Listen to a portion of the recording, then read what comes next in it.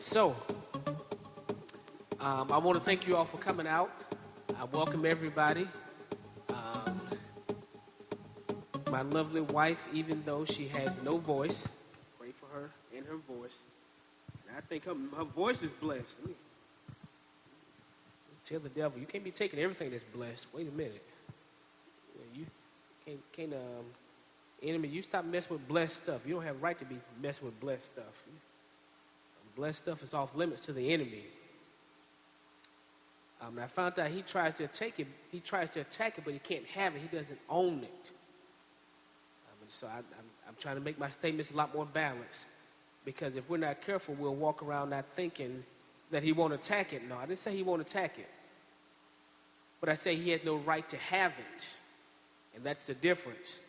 He has no right, no legal power to own it. So, all right, let me shift back into WOW mode. I'm on a different mode. Let me come back to WOW. I'm at WOW tonight. Listen, how's everybody doing? I think the weather's affecting the earth right now. When it's gloomy, we all feel a little gloomy.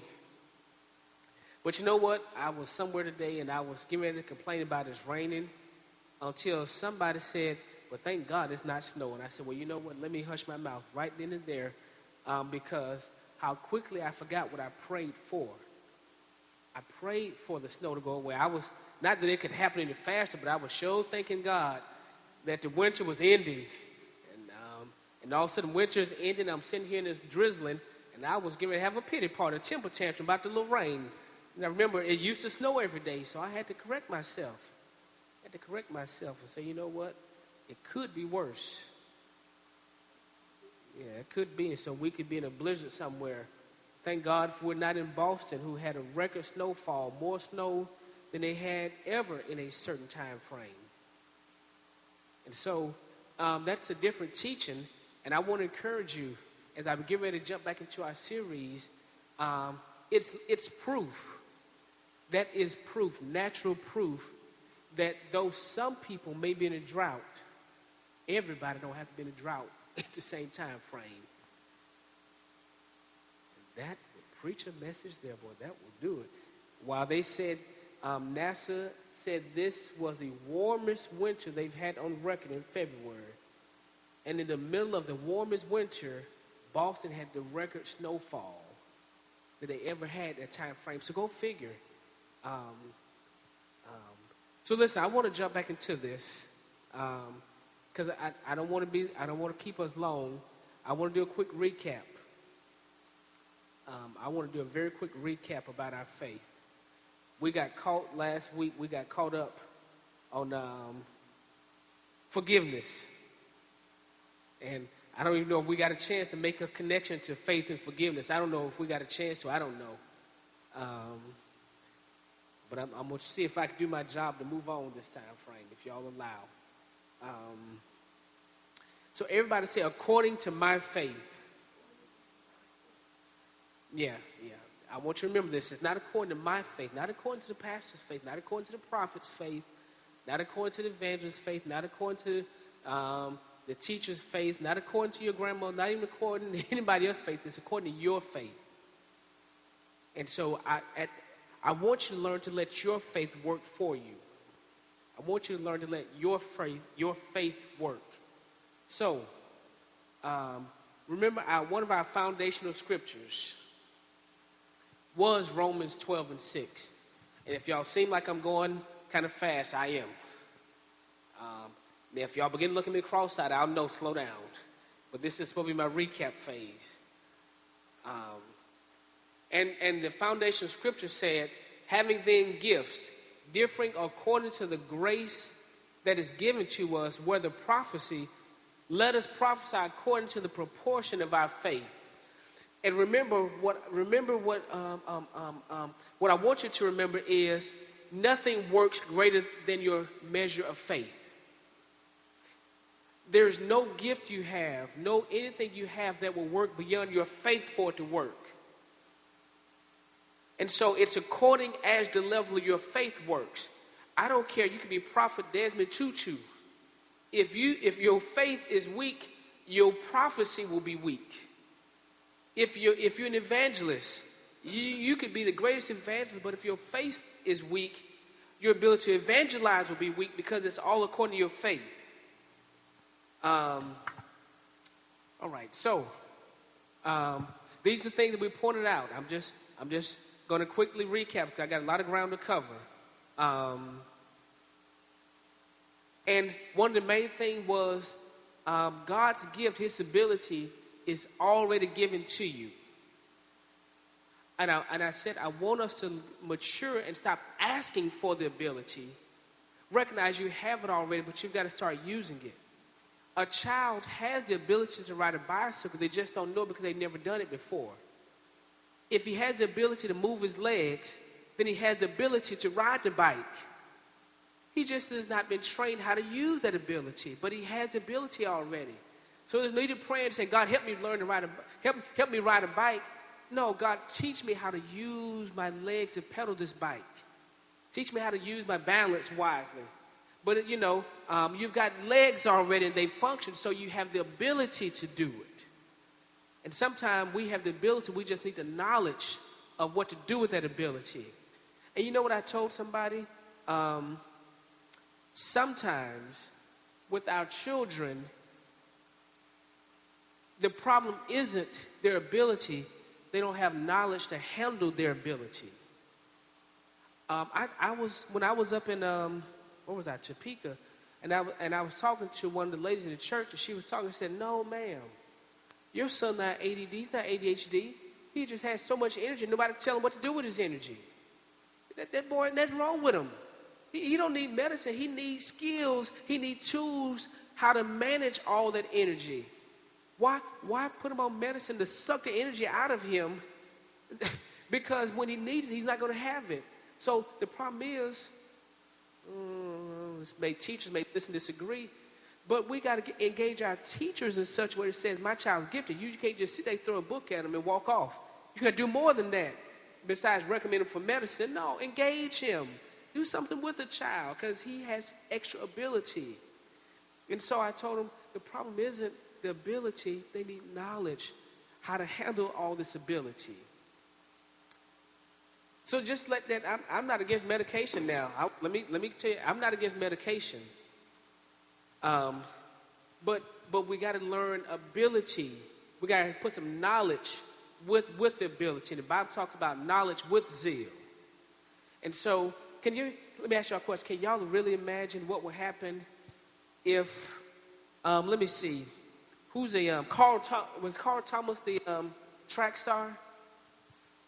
What's his name, Carl Lewis? Could y'all imagine if they had put Carl Lewis on all these modern day medicines? Would have been slow as a turtle and would never have made it into history. Because he had too much ability. And they didn't know, but some coach said, I see that raw ability. I know what to do because he had knowledge. But what most people would do in today's history, they medicated him and said, slow down. You're moving too fast. You got more ability than what we want you to have. And so we'll try to put a equalizing thing in there. We call it medication. But then poor Carl Lewis would have never broke records and been a superstar that he was, because nobody took time to manage that ability. So all I'm saying is, listen, you got to make sure we get some knowledge for all the ability. I'm teaching myself. Okay, let me skip through some of this. This is what I didn't highlight. I want to stick on just for a minute the word measure.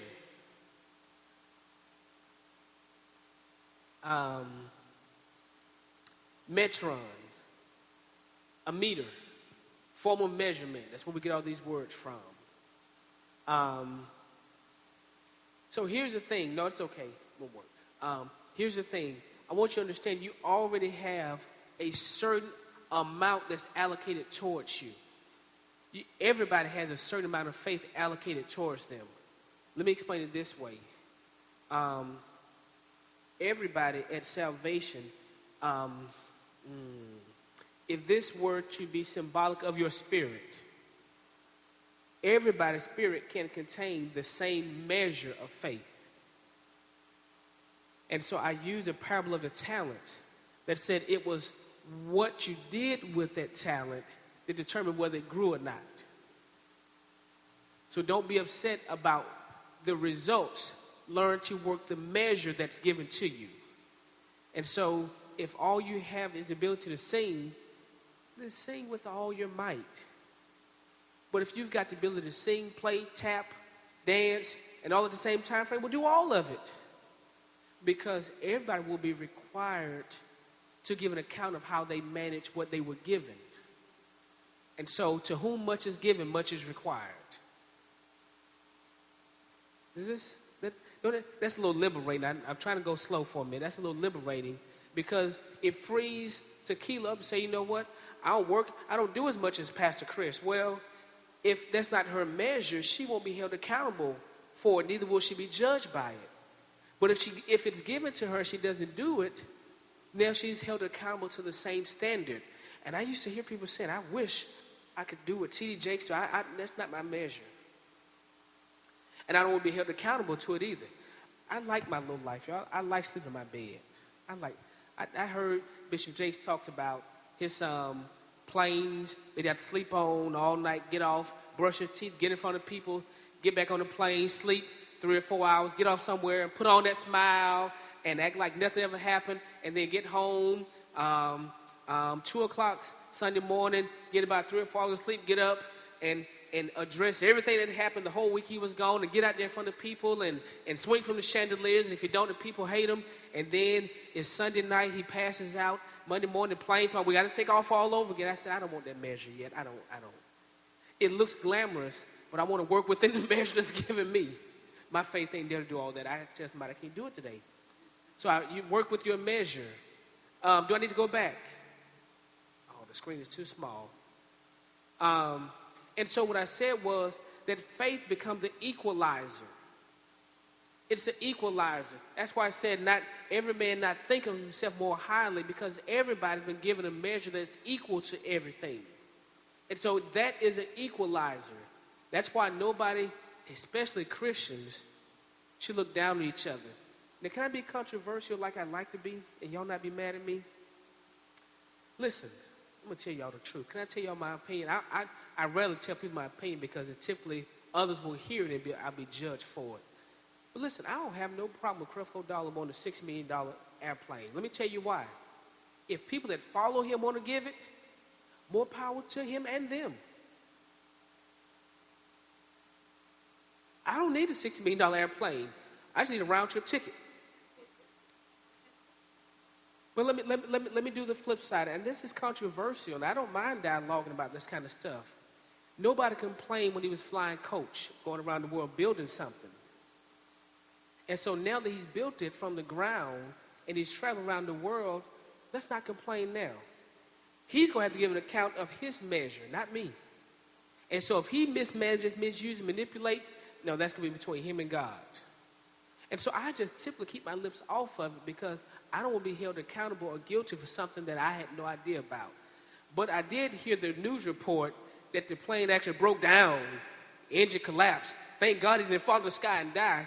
And so I guess he got to get something else. And I want to teach this with a little balance to give you the real reality of it. From what I understand, he had that plane for about 10 years or so. If they did the math and count up how much it cost him to fly everywhere he flew to, the plane had more value to it. He saved money having a plane than he did buying the tickets for all around the world. You know what I'm saying? So sometimes it's a business deal. All I'm saying is I'm not so quick to judge because, I'm just not so quick to judge. But I don't need a plane like that, like I said, because it's not my measure. All right, let me keep moving because I want to get somewhere. All right, this is where we got hung up at. We got hung up. We didn't get too far past Luke 17:5, where the apostle said, Lord, increase our faith. We didn't get too far beyond that. But I'm going to make the connection tonight. Should the Lord allow, I'm going to make the connection tonight. Because remember we talked about that was verse 5, verses 1 through 4. Jesus was teaching about forgiveness. In Luke 17, 1 through 4, Jesus was teaching about forgiveness. And so, the conversation was all about forgiveness. How many times should I forgive my brother? And at the end of the dialogue, the apostles had the reality, we need some more faith for this kind of stuff to do. This is kind of hard. We need more faith. And so Luke 17:5, the apostles said, unto the Lord, increase our faith. And my comment to you was, sometimes it is perfectly okay to say, Lord, I need you to increase my faith. Lord, I believe, but help my unbelief. I believe for this, but I'm a little weak in this area. I'm trying to do some liberating teaching. Sometimes it's easy to believe God for healing, and it's hard to believe to forgive someone. It may be hard.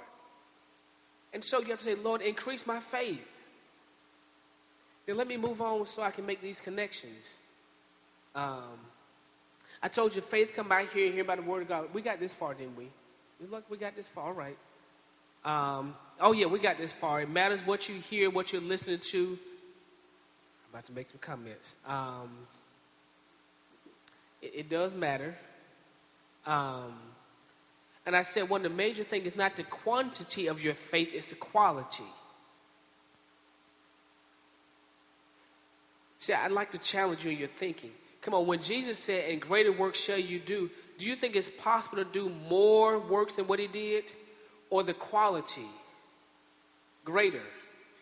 So check this out. Let me make these connections because let's go to Hebrews 11. Everybody say, make the connection with my faith now. Make the connection with my faith. Let's make the connection. I'm ready to hopefully do this some justice. Hebrews 11. Let's go to Hebrews 11 and 1.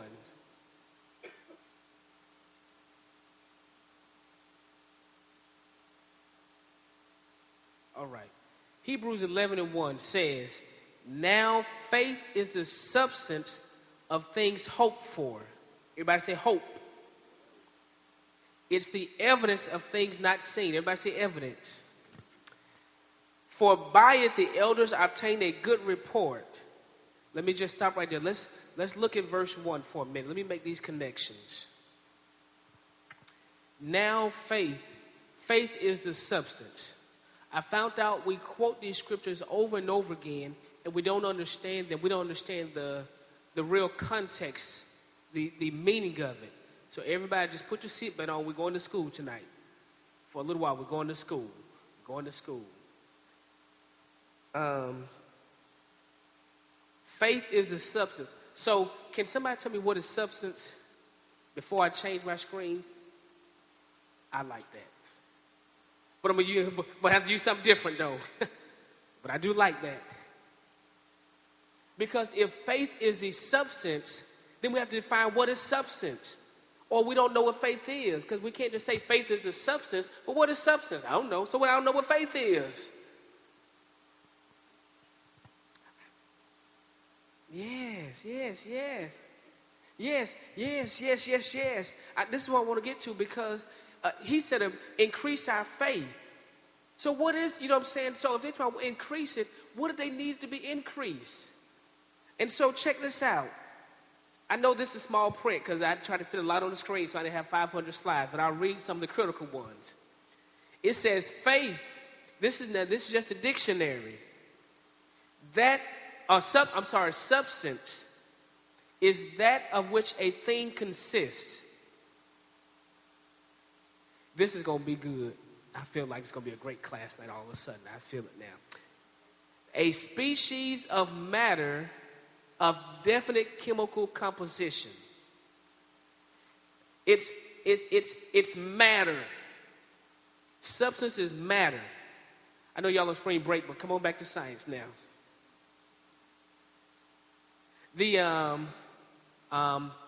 Let's look at definition number 4. The actual matter of a thing as composed to the appearance or shadow.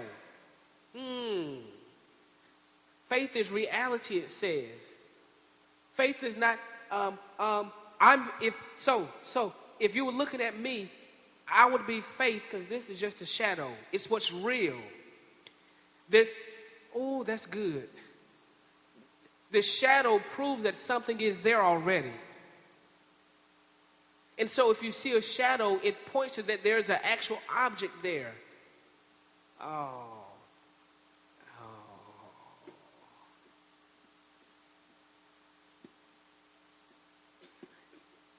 I like that. Can I just use that for a minute? Come on, let me work with this definition for a minute. Let's talk about the shadow. How many times have you received a word or promise or something from God and you've seen it very dimly, but you hadn't seen it clear at all? There's an outline. That's a shadow. But the exciting part, if you see the shadow, you know the thing is there. Oh. And so, even if I don't see the thing, if I see the shadow of it, I'm getting excited because I know it's there somewhere. And see, that I'm not going to do this injustice. I'm not going to do this in my limited vocabulary won't help me tonight. But, if when Abraham, Moses, God took him in a rock and he just saw that the shadow, what passed him by, all he needed was proof that something was there. He didn't need to really see God. He said, just give me some proof, give me some evidence. Because if I see the hinder parts of shadow, at least I know that you are real. So it ain't always that we need the thing. Sometimes faith is just the substance. We're saying, you know what? But I get excited about the shadow. Because if I see the shadow, I know the real thing is there. And if I play this correctly, if I see the shadow move, which way it moves determines whether I'm getting closer or further away from the real thing.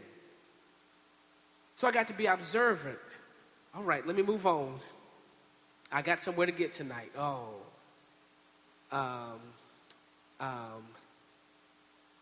right. Let me give you some more. I apologize for the small print, but check this out. This is the Greek word for substance. Everybody heard the Greek word for faith. We all got that. But faith is the substance. So, substance. Hypostasis.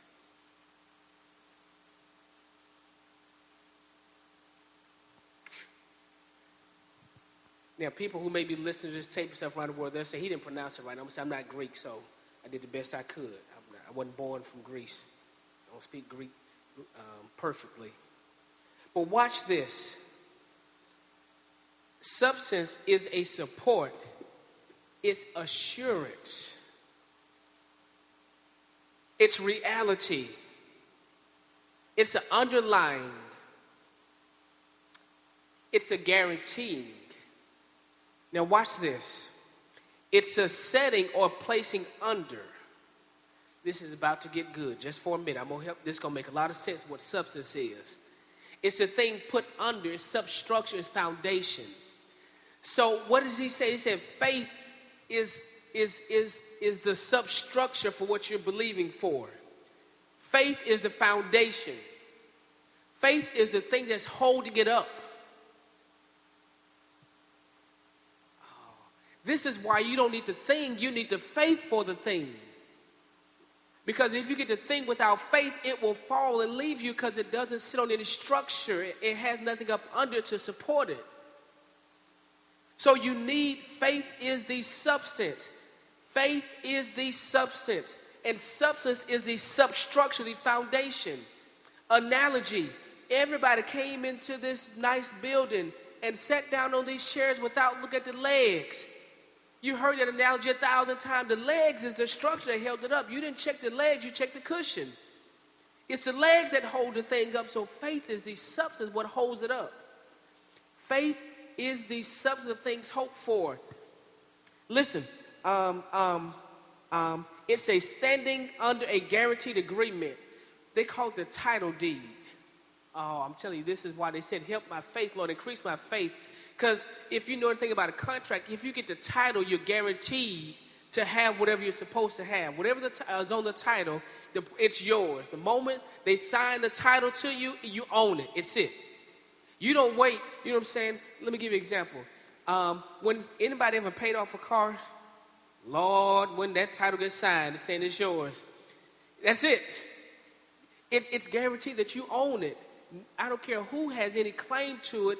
When your name gets signed on a title deed, everybody else has relinquished all claim to it because no one else can hold on to it.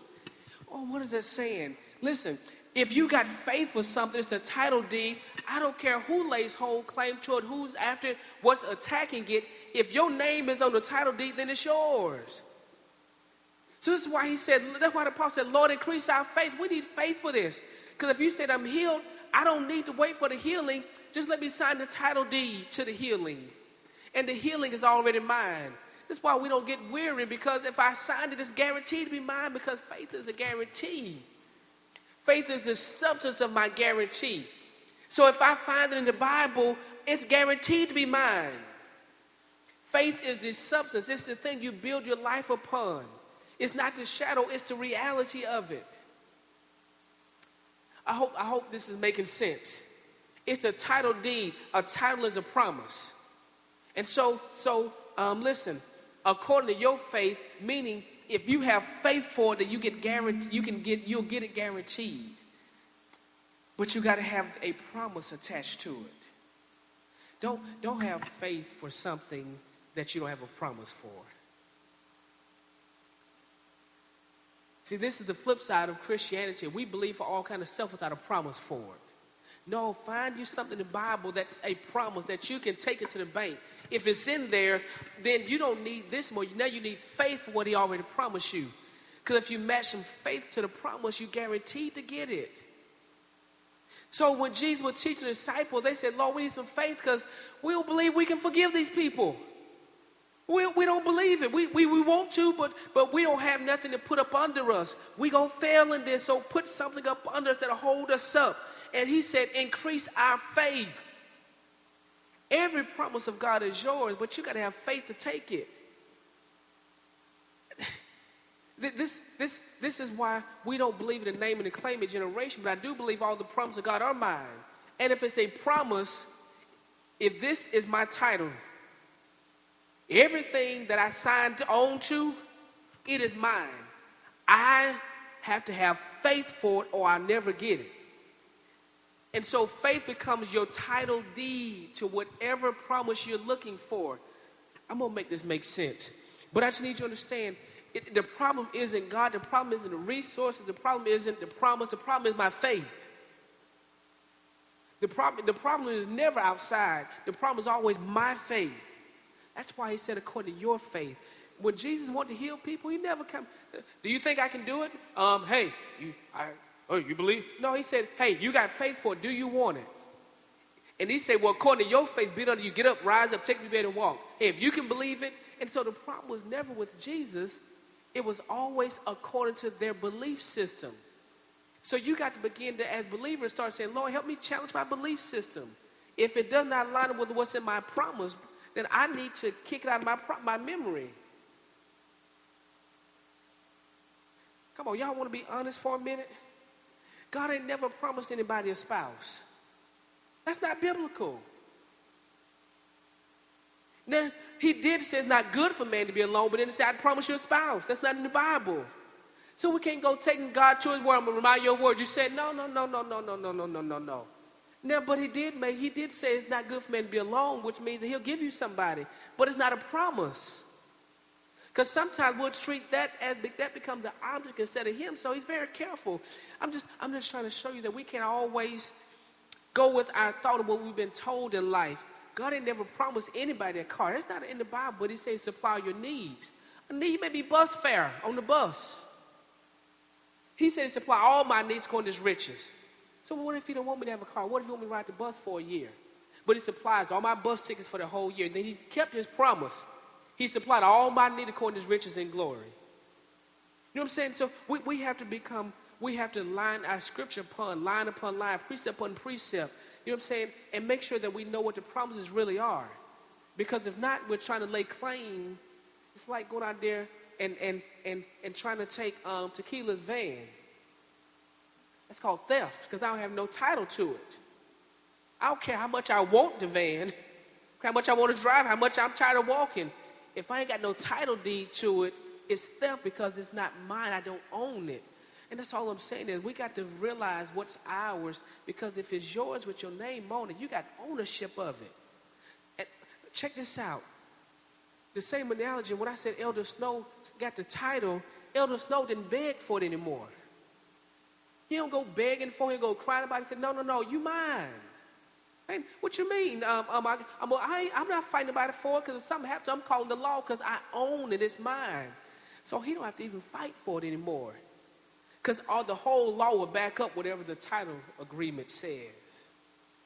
This is how you end wars and families. Your children, no, I gave, you know what I'm saying, Hannah? No, I gave you to God. You can go be crazy if you want to, but I gave you to God. And that's the end. That's how we're going to settle this deal here because me and him got an agreement. Go be crazy, do all you want to do, but this is up to him now. I'm doing my part, he's going to do his. You know what I'm saying? This is how you free yourself up from working in the kingdom is remember who is the one that promised it. Because who's promising he's faithful. Okay. Let me get back to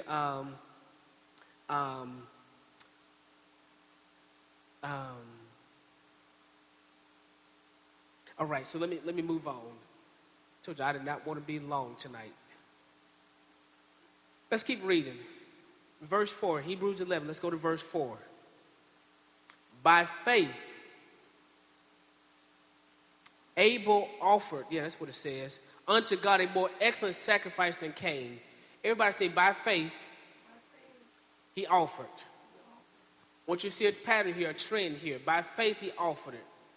And since he did it by faith, his was more excellent. When you have been erroneously taught the story of Cain and Abel, it wasn't that they both didn't offer something. One offered it differently than the other. It's not that they didn't both offer something. They offered it differently. According to Hebrews 11, he offered, by faith, he offered a more excellent sacrifice. So people can offer something not in faith and there'll be no excellence to it. Let me just stay within the right teaching context. So it wasn't that Cain did offer something. Cain offered something, but if it's not done in faith, and the Bible says, whatsoever is not born of faith is sin. So listen, don't offer something that's not in faith. You know what I'm saying? Haven't y'all, y'all, I'm picking on church this year, but y'all just pray for me. Haven't we all been to church services where the preacher yelled out, give this ridiculous amount, and sometimes we gave it out of fear, not out of faith? I'm guilty because I ain't want to be, everybody was in line except for me. So I said, I don't want to be the one look like a rebel, so I'm going to go in and put this amount out there. But it wasn't in faith. It just wasn't in faith. Because I believe whatever's in faith, God rewards. So even if my faith was in, let me move on. By faith, Abel offered. Look at verse 5. By faith, Enoch was translated. By faith, he was translated. By faith. This is, I'm going to point out this pattern here. But I see the pattern here that Enoch was translated that he should not see death and was not found because God had translated him before. His translation had this testimony that he pleased God. You mean Enoch, this is a little controversial. Enoch, people like to teach there's no faith in the Old Testament. So people like to teach. I've heard that before. I've heard people say faith couldn't have come until Jesus. But by faith, Enoch was translated and he didn't even see death. You mean Enoch believed so much that one day he just walked on and disappeared? Why? Because he pleased God. Please don't visit me. But I would sure love to ask Enoch, what did you do so well that made God say, come here now? Forget dying. Let's forget all that part. Just, hey, come here. Let's come on up here. You pleased me so well, I don't want you to be in earth anymore. I want you to be up here with me. What in the world did Enoch do? Stuff like this intrigues my brain because we just pray to make it to heaven. But Enoch did something on earth that just got him taken on up. I could be controversial, y'all.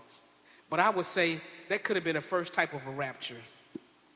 By definition, that somebody was just snatched on up to the earth, just rose on up without dying. Don't y'all tell me it's not controversial. Because it said Enoch did not see death and he wasn't found. I don't care what it looked, Enoch was gone.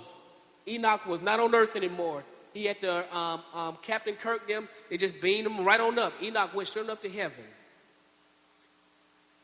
So, you know what I'm saying? I'm just helping you. There's a lifestyle you can live of faith that pleases God so much that you just get translated. Oh, man. Let me move on to verse 7. By faith, y'all see, by faith, Noah being warned of God, things not seen as yet. Now look at that. Just see how awesome this is. Noah got a warning from God of things that had never been done before. I'm talking about faith. What was getting ready to happen on this earth had never been done before, but because Noah was some man of faith, that God spoke to him before he did certain things. I'm just trying to get you to understand why you need to increase and upgrade your faith. Because before the rain came, Noah got warned from God of things that hadn't happened yet, moved with fear, and that kind of fear is reverential awe. That's an awe. That's a wondering, saying, wow, that's a wonder. And he saved his whole house. Don't tell me that God won't save your house if you stay in faith. Don't tell me. Y'all talking to somebody who believes the Bible too much. I know. I've heard people say, well, they're drunk. I've heard people say, but you don't know how they're living. But you don't know. And my faith always been this strong. Let me just be the first. My faith always been this strong. But if I read this verse right, Noah saved his whole house by faith. Look at verse 8. By faith, Abraham. I'm telling you, this is faith. When he was called to go out into a place which he should after receive for an inheritance. Now, y'all reading the order that this stuff happened? Abraham got instructions. He was called to go into a place that he would not know and would not be able to obtain until he left and got there. You talking about faith. It's a difference in saying tequila, move to New Jersey. There's a house waiting for you. It has 5 bedrooms, 3-car garage, blah, blah, blah, blah, blah. You would get to moving. But how about when he come and say, Tequila, get in your car and drive east, and I'll tell you to stop when you get there. You see, that's, yeah. Come on, and this is what I found out in that verse. It ain't faith when I need to know all the details from God. Oh. It takes more faith when I don't know the details.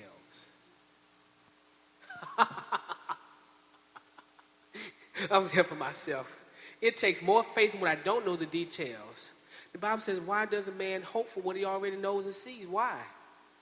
If you got the answer already, you don't need faith. You're just waiting for it to manifest. I need faith for when I don't see it or don't know or don't have no clue about it. I need faith then. And so by faith, Abraham, when he was called to go out into a place which he should after receive an inheritance, look, by faith, he just obeyed. And he went out, not knowing whether he went. Lord, if that ain't faith, then don't tell me. All of us got faith. And God will say, go hug somebody. And we start thinking, why? What did they do? Well, just by faith. As soon as we get the instruction by faith, obey and move in it. I found out God won't let you fall in faith. Come on, why would God let you fall when you're operating in faith? If your faith is in him, not in my ability. So if God says, now God don't normally talk to me in regards to titles. I'm just helping y'all. God may say, Bernard needs a hug today. Because, God ain't no respected person, so the Pope, he really don't matter. He's a man to God. You know what happens? I start rationalizing. I wonder what he's going through. Wonder what happened today. You know, Lord, me, he won't even, no. As soon as I get the instruction, I'm supposed to obey and move out in it. Let me help you. Can't nothing bad happen if I move in faith and he gets a hug. There is no harm that'll come out of it. So how do, you know what I'm saying? By faith, we got to learn to move when we get the instruction. Just move in it and not wait for the details. He may not come and tell me 3 weeks later, that was a rough day in my life. You have no idea. But do I need to know the details if I'm doing it by faith? I'm trying to free you in your Christianity because we make it be more difficult than what it is. God gives us gentle promptings. Come on, God, the devil ain't going to tell you to go hug somebody. Come on, really? They're hurting, give them a hug. Come on, that can't be the devil. Why would the devil be trying to heal somebody that's hurt? You really think the devil's going to tell me to sow into Bernard Snow? You think the devil's going to really tell me to sow into another godly person? So why am I questioning, is that you, Lord?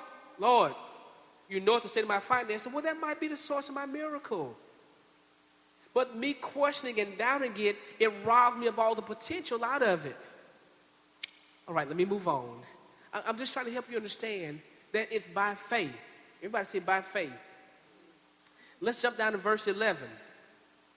This is about to be rough, y'all. This is about to be rough. In a good way. This is real good.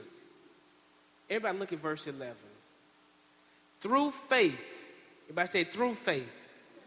Also Sarah herself received strength to conceive seed and delivered of a child when she was past age because she judged him faithful who had promised. Now watch this. I'm going to say some stuff here that I want you to accept and write down.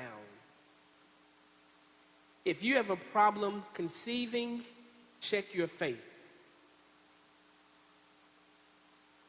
Just put your seatbelt on. If you have a problem conceiving, check your faith. If you have a problem receiving, check your faith. Because it was faith that allowed her to receive it. She didn't get the strength for it until she had the faith for it. By faith, so by faith, let me make sure I'm reading this right. Through faith, Sarah herself received strength. And so I found out, and by faith, I also seen that she delivered.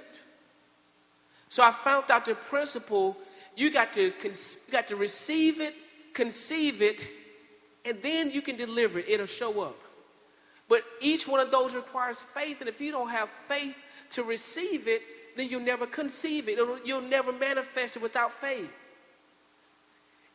Faith, this is why you need faith. Because if God tells you something, that's great. But you still want to have faith for it, or you'll never be able to receive it.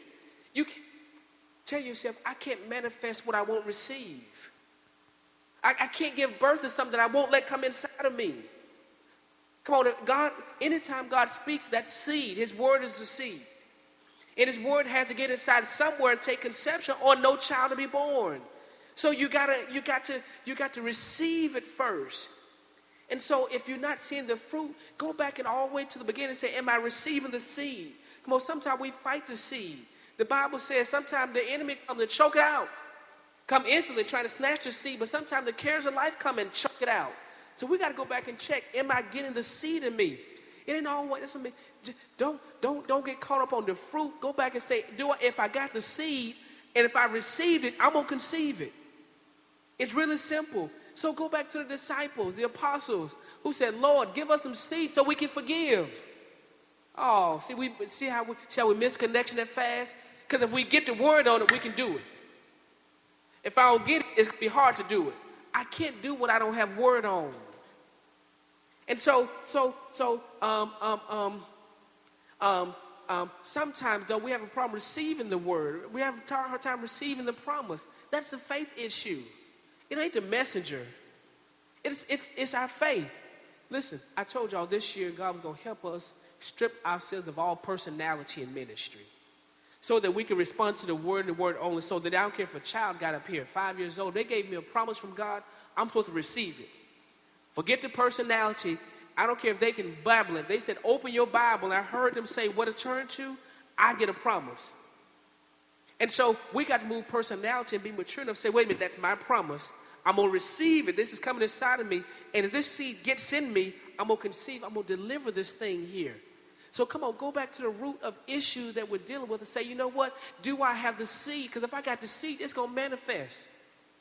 It's not an option. It's going to bring to pass. His word won't go out, and it will accomplish. It has to. It didn't say it might accomplish. It said it shall accomplish. And so if the word is targeted at healing and that word is received, healing has to be accomplished. It's not an option. We just have to make sure that we receive it. And you know what I found out? Can I tell y'all that I didn't realize scientifically? When a woman receives seed, the body naturally tries to reject it before it receives it.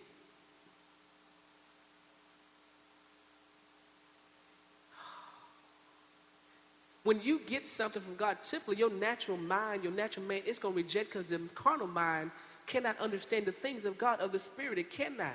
So we have to learn sometimes to come in and spend time with God and turn our minds off.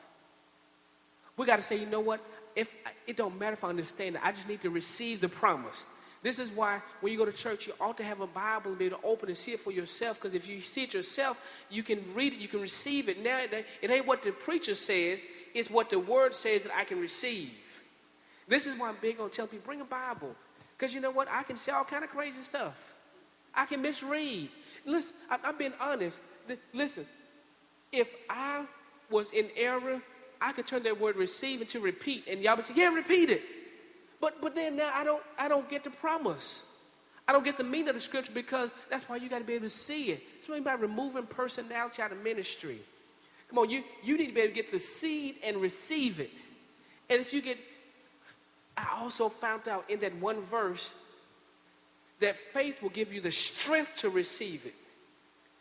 See, here's the problem. Sarah could receive it, but she had no strength to do anything with it. She was old in her body. So by faith, she received strength to conceive it. Receive, conceive, and then manifest. This is really the strategy of God. You receive the promise. You receive whatever it is. And then you have to conceive it. And it's delivered. Come on, conception takes place before delivery, always. It's first natural, then spiritual. People don't deliver babies until they have seed already. It's out of order. You know what I'm saying? So what am I telling us as a church? Don't try to believe something for that you have no word on. Find you some scripture. People say this is hard. No, I'm teaching you how to weather the storms, how to be a strong, mature Christian that says, if God says it in the Bible, let me find it. I'm not going to sleep until I find it. Once I find it, now I got proof that it's mine. And once I get this title deed, can't nothing stop me. All right, let me see if I can finish this verse.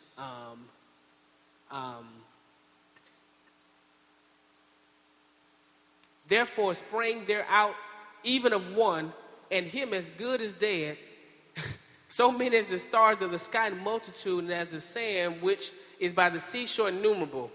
Look at verse 13. This is stuff that challenged my little reading skills. These all died in faith. Now wait a minute. They were born in faith. They lived in faith. And here they are, they have died in faith. But watch this, not having received the promises. Now wait a minute. Wait a minute. I'm getting ready to tie this together. Sarah had a child, but she didn't receive the promise. This is a little challenging because it said, now I just read word for word. These all died in faith, not having received the promises. Just because you get one something don't mean you get all of it. You cannot keep settling and shutting down once you get one something. There's more. Getting a child was just the beginning. But it's everything that the child was going to produce was part of the promise. So just because you got faith, God's going to give you a new house. And you get a new house, listen, a new house is a part of the promise. You need that new house to last 30 years. You don't, come on, you get a new house and it burned down tomorrow. Did you obtain the promise really? You got no benefit out of the promise. So I'm going to question, did you really get the promise if you got it and lost it the next day? Come on, this is Isaac. This is why Abraham can say, me and the lad are going yonder to worship, and we'll be back. Because he realized all the promises in God are yes and amen. God can't kill this boy. Come on, if he killed him and God becomes a liar, that means the earth has to stop as we know it, because then everything is going to collapse if he's a liar. So he can easily say, hey, y'all stay here. Me and him, we're going up top. We'll be back. And he fully went up there, understanding the whole time frame. Me and my son coming back down this mountain. I don't know how, but I know, because this is my promise. Because it wasn't just enough to have the son. He said, in your seed, I would do something through your seed. So you understand, this is the only legitimate son I got, so she got to live, and something got to happen through him. Oh, so they all died, now having received the promise, but having seen them afar off. And wait a minute, let me keep reading. And were persuaded of them, and embraced them, and confessed that they were strangers and pilgrims on the earth. All right, now this is. Let me show you my challenge. They had faith. That's what it says. They didn't receive all the promise. But they saw them afar off. And were persuaded of them. Listen, when Steve Jobs started his little company, you think he didn't see that one day he'd be some global empire, conglomerate ruling the world? You don't think he saw that? And he died before iPhone 6 Plus was ever created. But he saw iPhone 6 being created when it was first beginning. He always saw there would be some company that would always keep producing and be the leader in technology. And so he died and never received the full promise. But he was persuaded that what I gave birth to is always going to produce something greater. And so it kept him getting up, going to work every day. Because he said, wait a minute, iPhone 4 is great, but something's got to be greater than 4. So as soon as they released 4, he'd tell them, get back into the lab. Get back into development. Because as soon as you release 4, somebody's going to duplicate 4, so we got to move to 5. I'm just trying to teach it. But check this out. Everybody say they were persuaded. Can you allow yourself to become persuaded by what you do not have yet? See, here's why a challenge of faith is. Everybody looked at me kind of cross-eyed. Come on, I got to become persuaded of what I don't even see yet. Why does a man hope for what he already see and have? Come on, it's what I don't see that I got to become persuaded at. Oh, God, if you don't have a vision of your house being better, you'll be miserable and never work at it. You got to be persuaded that it's going to be better. Because if you get persuaded to be better, you'll do something at it every day. If you're not persuaded, you'll never do anything. It'll stay the way it is. So you got to be persuaded even though you don't see them. It's a long way away. Far away. I'm going to be a millionaire, but I only got $5 now. But I'm going to be a millionaire. And I'm looking, it looked like it's far away, but I'm persuaded right now I'm a millionaire. And you know what it called me? It'll start giving like a millionaire now. Because it'll keep me operating on a higher level because I'm seeing it and I'm persuaded of it. You can't go what you won't operate in the future. Oh.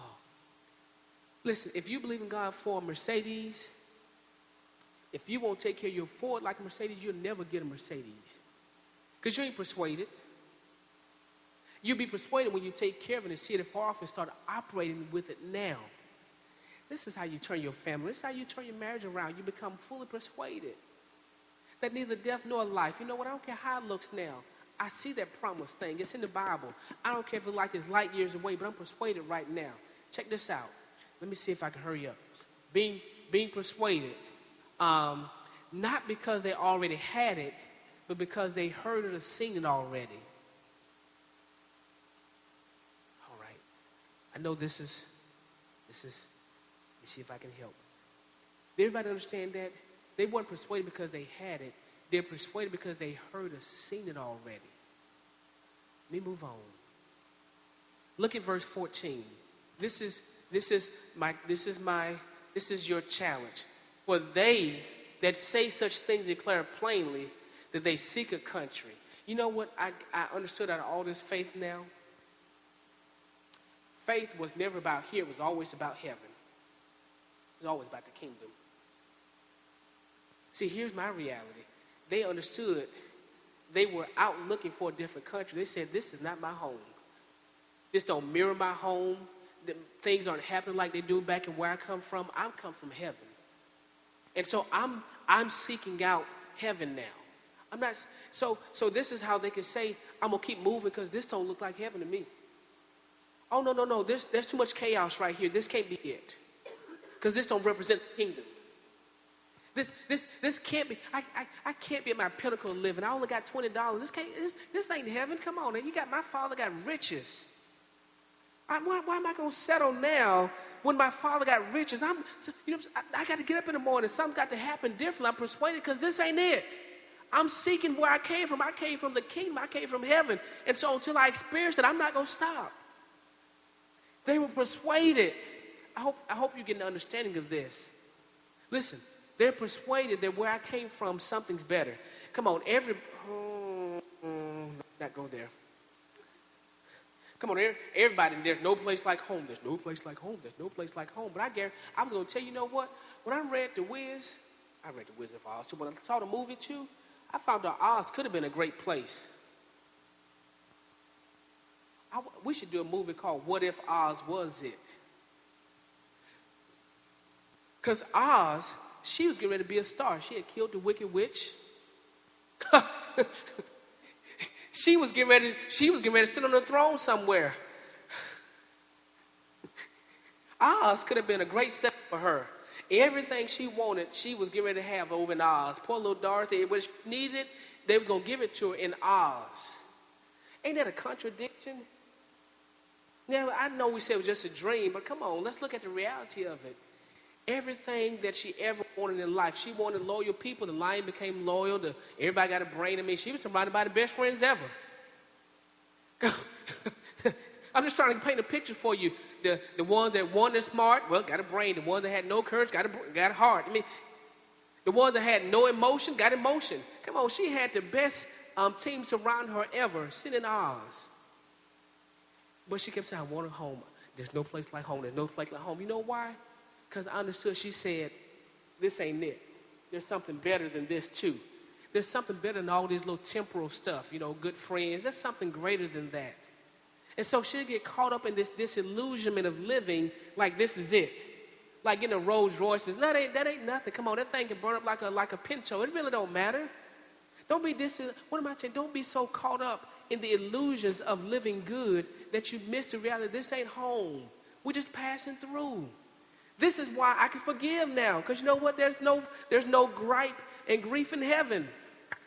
So if it ain't in heaven, I don't really want to be down here because this ain't home. I'm trying to make this like my home because I found out you always feel comfortable only when you're home. Let me let that say loud just for a second. Listen. This ought to be a little provoking. Just a little provoking. I want you to realize that this is not home. Do not try to be so comfortable here. Life is but a vapor, here today, gone tomorrow.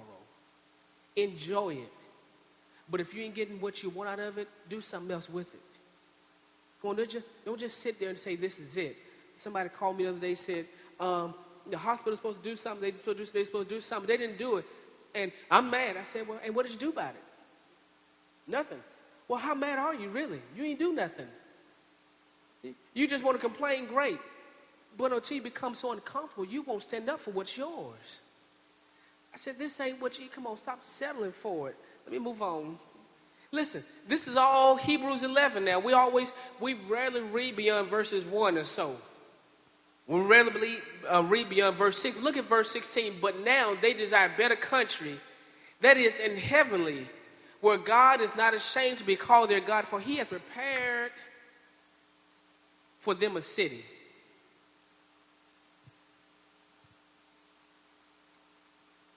Faith will keep you wanting and believing for more.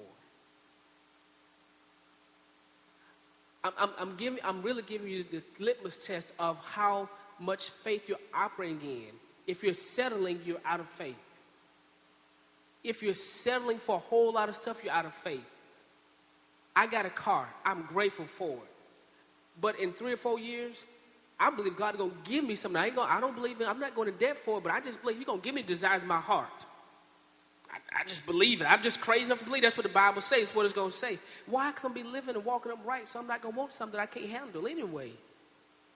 So if I'm pleasing him, well, let me move on. This is kind of stuff that get people in trouble. Start talking about faith. Because listen, if you in the kingdom and you ain't progressing, you're not in faith. Now, that's a hard statement, but the reality is just get in faith and watch progress hit your life. It's that simple. I want to give you the solution. The solution is get over in faith and start saying, you know what, God, not my will, but your will be done. You got this covered, God. I don't know how to do this. It ain't even based on my money. You want me to get that? God, you got a million ways to give it to me. You can send somebody to sign it over tomorrow. I just got to have faith for it. You want me to live in that kind of house? Let me start driving, look for it. Because you can make it be a sale, a foreclosure, or a donation. It really don't matter how you do it. But if I clearly know it's you, I need to get faith for it. So check this out. Let me wrap this up. They desire a better country that is in heavenly. Wherefore God is not ashamed. Listen, so this is what I understood. They're not pursuing fame, fortune, riches, status. They're not pursuing none of that stuff. They're seeking for a better country, a higher way of living. They're saying, seek ye first the kingdom of God and all his righteousness and all the other stuff you'll get it automatically. They said, our focus isn't on none of this stuff. Abraham, let me rest assure you, according to the scripture, Abraham did not take his son up so his name would be great. He took his son because he realized there's a promise attached to me being obedient.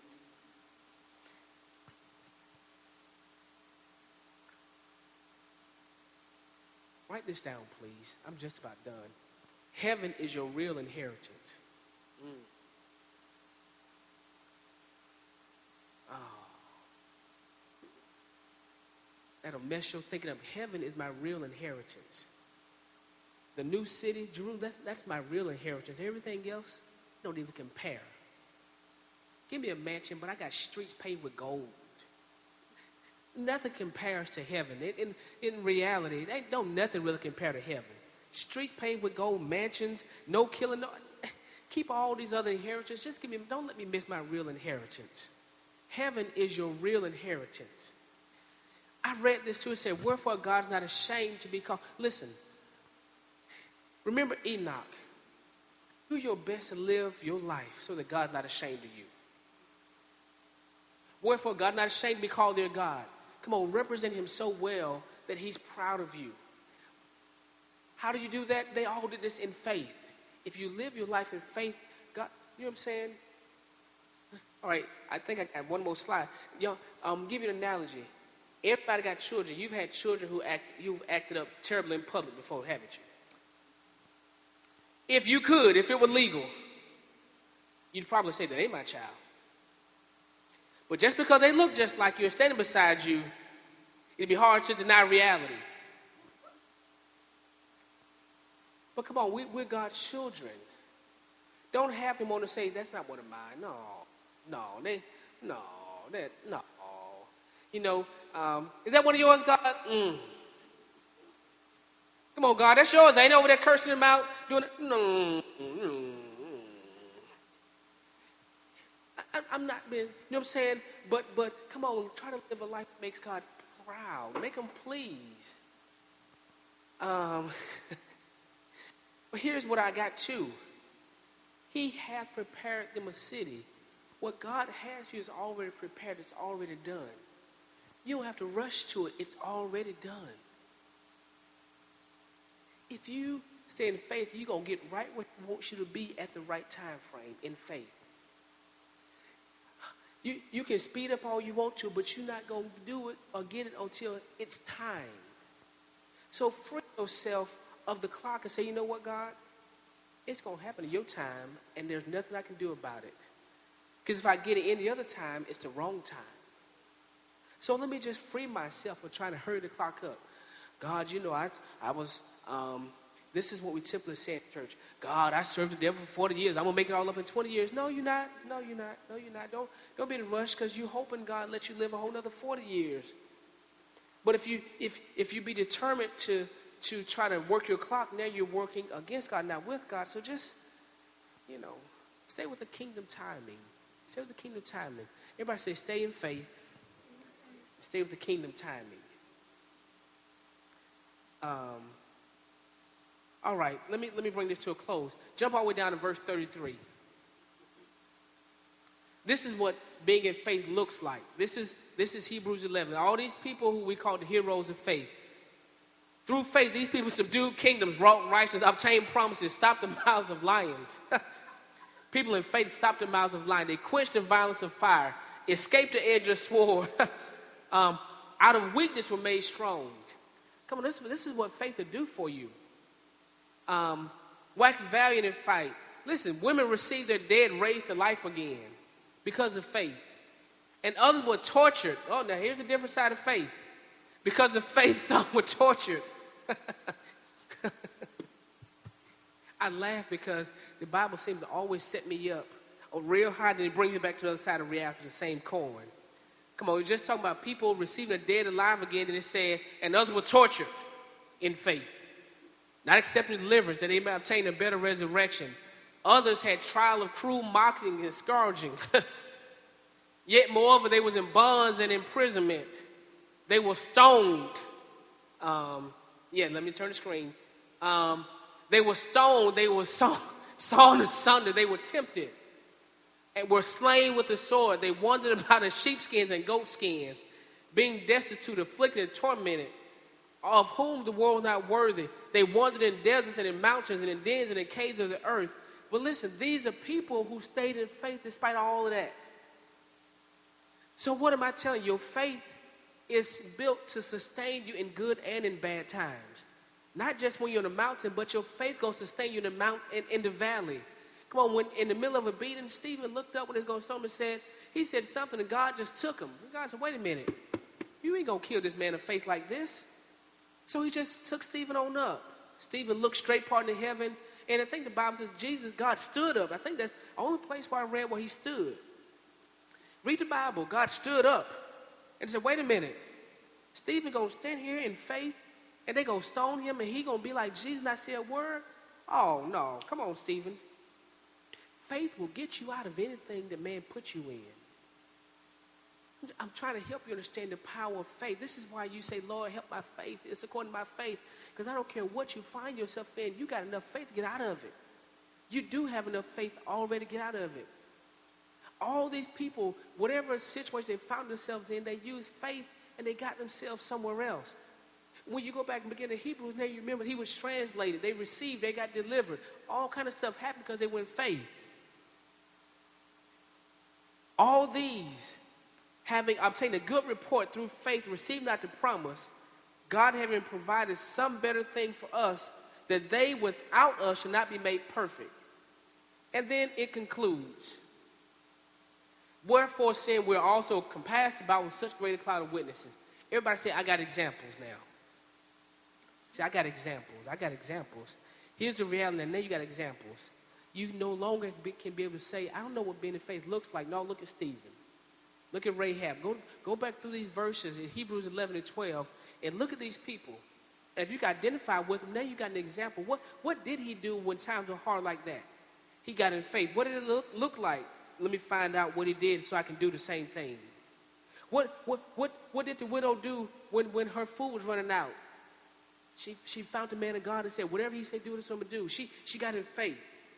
I'm telling you, Hebrews 12, we're compassed about with so great a cloud of witnesses. Everybody say, I got to lay it aside and run. Now, that's the conclusion of my message. It's time for you to lay stuff aside and run now. Come on, if you got faith, put it to the side and run. That's good, ain't it, Ford? That's good. That'll take that one and run with it. Because if I got faith, I can put this down and run on now. So now, come on, let's go back to Jesus and the apostle, Lord, help us forgive. He said, you got faith now, put it to the side and run on. You got faith now, how about you drop it and run on? Come on, if it's weight, sin, it really don't matter. You got enough faith to let it go and move forward now. Tell your people that you come in contact with, no, stop getting tripped up over your past. You ain't who you was. I got faith, I'm moving forward now. So yes, I did it. I have dropped it and I'm moving on. Let us lay aside every weight and the sin which Eve set us. And then he said, let us run with patience. It's a process, but I'm running. No, you know what? Because I'm in faith. I'm not going to stop running because I'm not going to get tired because I'm in faith. Let me finish up. Look unto Jesus, who's the author and finisher of our faith, who for the joy that was set before him endured the cross. Everybody said, my faith will get me through this. Yeah. Who for the joy that was set before him endured the cross, despising the shame, and is set down at the right hand of the throne of God. I understand faith will get me some reward if I just hold on and hang in there. It said, for consider him, everybody say, consider him, that endured such contradiction of sinners against himself. Watch this. This is the ending. I'm not going no other verse. Lest ye be weary and faint in your mind. The cure to all this mental fatigue and all these challenges is to remember him. I'm done on that note. The examples are there for a reason. If you do not stay in faith and do not remember him, it guarantees that you will become weary and faint. Your challenge is to lay it aside and run now. And I want you to make yourself a note. I tell you how much I'm done. I want you to give yourself a challenge. Come on, stuff that used to challenge you, that you used to get hung up on, challenge yourself to lay it aside and run on now. In faith. This is, you're not asked to do this in your strength anymore. This is the faith of God. This used to be hard for me, but in faith, this is not hard. I'm about to do this. It's not, matter of fact, it's not hard anymore. I'm doing it. Why? Because I've laid that aside. Whatever it was that would keep me back, I have dropped it, put it down, and I have ability now to move on. Oh, God, make yourself a note. Tell yourself, I really feel this. Tell yourself, no, I have the ability to move forward now. You got to do this. I have the faith to move forward. I might not have had it before, but I've got it now. I've got the ability to move forward. And how do I know it? Because I put it to the side and I'm running. I found out it's hard to run with a lot of stuff on. So hard to run with a whole lot of gear and baggage and stuff. It's hard to move forward. So I found out he talks about just let it go. Wish I could sing the little song. Children would have a field day if I knew the words. They would enjoy it. But I don't, so I won't. But I'm dead serious. Come on, lay it aside and run forward now. Lay it aside and run forward. It's time to move on and get over it. Come on, we got to move forward now. And I pray you receive this message because God said it's time to have increase. Now it's time. It's really time to move forward now. The days of stagnation and procrastinating, being in fear, they're over because I've put all that stuff, I've laid it aside. I'm done with it. It's over. Fear of failing, I put that aside. I cannot fail in faith. I'm moving forward. All right. So I'm going to be finished on time. I really hope y'all get this. I'm going to go on social media to finish this. Not because you all don't need it, but because I keep the time. I want to keep the time. But I'm telling you, I feel it so strongly. Just when you go home, make you a list of everything you laying aside. Make yourself a list. And when you get finished, shred it. Say, I've laid it aside. Come on, you first natural and spiritual. Have a reality check. This is stuff that I've been holding on to, been challenging, been struggling with. This is it. And this is what I'm laying aside. It's this. All right. Let me pray. Come on, let's pray. Father, we thank you. God, we thank you for charging and challenging our faith. God, we thank you, God, that you're calling us higher, God, that you're calling us, God, to do what we've never done before, God, to do things that have been challenging, God, to break self-imposed limitations, God, to break things that people have put on us, God, to break restrictions and boundaries, God, that have been placed on us, God, to abandon sins and weights, God, and you're calling us to move forward, God, to make progress. And so, God, we thank you for your word, God, this seed, God, that's given us the faith to take the step again, God. I decree now, God, that every person, God, has the strength, the ability to take action against every challenge, every struggle, every obstacle, God. We pray now, God, and we thank you for the faith to work against it now, God. God, we remove by faith, God, we remove every barrier, every limitation, God, every stronghold, God, every setback, God, everything that was placed in front of us, God, that would stop us from moving, God. We drop them there and lay them aside, God. And God, I thank you for strength to receive, God, strength to conceive, God, strength to manifest, God. I thank you for increase of faith now because we've heard the word. Now, God, we pray, God. God, I thank you for sealing this word in our hearts, God. Now, God, water this word with your spirit, God. Yeah, God, water this word in our spirit, God. We thank you, God, that you're already doing it and it's settled. Now, Father, what's in heaven be settled on earth. And we thank you now for the settling. We thank you now for the settling. And we receive it now by faith. God, we thank you for every perfect and good gift that comes from you. And we receive it now. And it's in Jesus' name we pray. Amen. Amen. Get an offering real quick. Listen. Get an offering real quick. I'll tell you why. There's some things that you've got to move forward with. And you've got to do these things yourself. I believe in deliverance, but sometimes what comes out of your mouth sets things in motion. It's what you agree with, and I want you to agree with the word of God tonight. I want you to agree with whatever he says.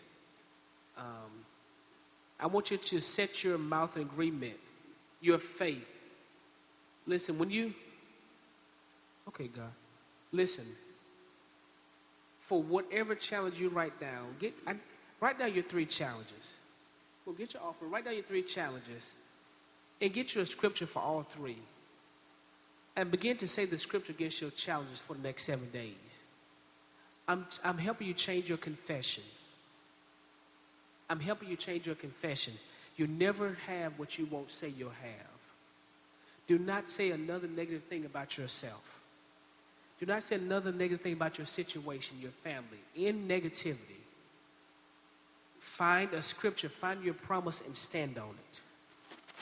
And when the promise manifests, you begin to celebrate and testify. This is the one time I'm going to tell you, go on social media and tell everybody of the goodness of God. I dropped 3 things. Only God could have done it. That's testifying. I was struggling with some things and God broke them. That's testifying. So I want you to really change your confession and make it be according to Scripture. And if it's one scripture for everything, use that one scripture. I don't care if it's I can do all things through Christ who strengthens me. If that's your scripture, when it's time to say, Kara, if it's hard to forgive somebody, when you have that thought it's hard, say, but I can do all things through Christ who strengthens me. I can't forgive. I can't do it. I can do all things.